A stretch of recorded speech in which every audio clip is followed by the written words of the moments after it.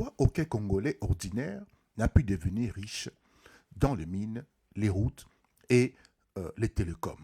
La réponse est simple. Joseph Kabila et son frère Zoé ont tout verrouillé. Ce n'est pas une rumeur, c'est le résultat d'enquêtes sérieuses. Voici comment ça fonctionnait.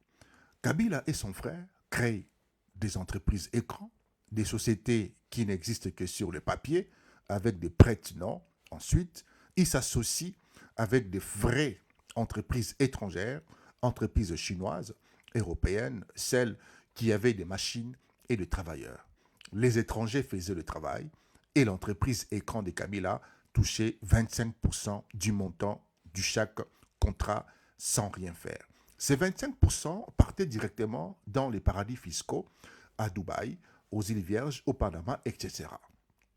Et donc, sachez aussi que partout où il y avait du cash, là où il y avait des gros sous, le système était pareil.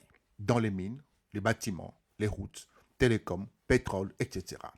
Kabila captait tout, il ne laissait rien pour les Congolais. Un Congolais voulait un contrat de sous-traitance, impossible, il n'était pas de la famille, il n'était pas du réseau. Les Congolais n'avaient tout simplement pas les droits de devenir riches.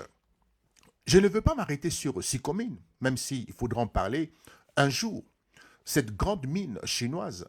Mais sachez que le même système était également établi.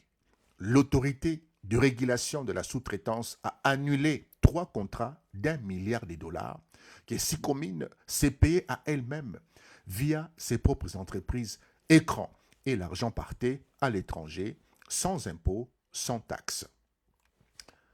Pendant ces temps, les infrastructures promises, routes, les hôpitaux, les écoles, n'étaient pas construits.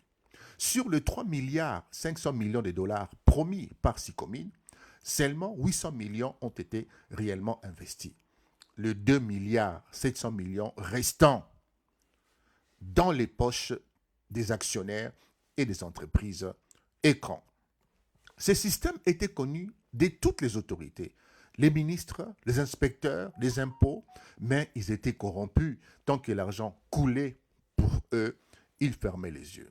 Seuls les politiciens fidèles à Kabila s'enrichissaient, non pas par la sous-traitance, mais par les détournements des deniers publics. Partage cette vidéo. Dites en commentaire ce que vous pensez de ce système.